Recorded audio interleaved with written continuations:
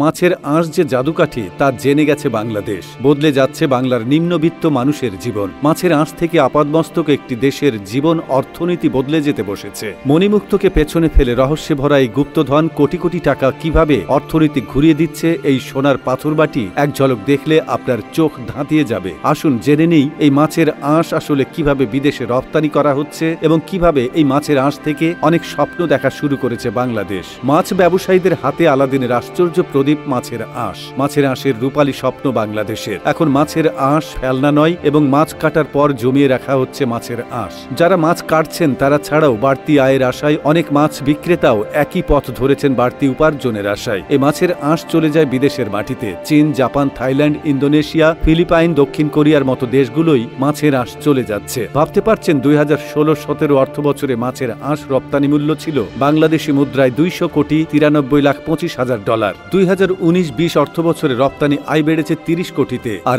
এখন আরো বেশি। মাছের আঁশ সরাসরি বিদেশে রপ্তানি হয় না, পরপর কতগুলো ধাপের মধ্য দিয়ে যেতে হয়। মাছের আঁশ সংগ্রহের পর রোদে শুকিয়ে সংরক্ষণ করা হয়, পরে প্রক্রিয়াজাতকরণের অংশ হিসেবে আঁশগুলোকে শুকানো হয়। চুন, ক্যালসিয়াম জাতীয় পদার্থ বের করে নেওয়া হয়, তারপর আমদানিকারকদের চাহিদা অনুযায়ী প্যাকেট করে বিদেশে রপ্তানি করা হয়। মাছের আঁশে আছে কোলাজেন, ফাইবার, অ্যামাইনো অ্যাসিড, পানি ও বায়ু ক্যাপাসিটির মতো কয়েকটি বিশেষ গুণ। ফলে আঁশ থেকে তৈরি হচ্ছে ওষুধের ফয়েল, চুমকি, নানা ধরনের প্রসাধনী সহ নানান জিনিস। এর গুয়ানীয় উপাদানের কারণে লিপস্টিক ও নেল পলিশের উজ্জ্বল ভাব ধরে রাখতে, মেকআপ, ব্রাশ তৈরিতে এটা কাজে লাগে। এছাড়াও রিচার্জেবল ব্যাটারিতে বৈদ্যুতিক শক্তি উৎপাদনে চীন ও জাপান এই আঁশ ব্যবহার করে থাকে। মাছের আঁশে কোলাজেন থাকায় কৃত্রিম কর্নিয়া ও কৃত্রিম হাড় তৈরিতে ব্যবহৃত হয়। অ্যামাইনো অ্যাসিডের উপস্থিতির কারণে মাছের আঁশের পাউডার বিভিন্ন দেশে সুপের সঙ্গে পুষ্টিকর উপাদান হিসেবে ব্যবহৃত হয়। বাংলাদেশের মাছের আঁশ দিয়ে তৈরি হচ্ছে মাছ ও মুরগির খাদ্য। পাশাপাশি আঁশ থেকে বিভিন্ন রকমের পণ্য উৎপাদনের প্রবণতা বাড়ছে।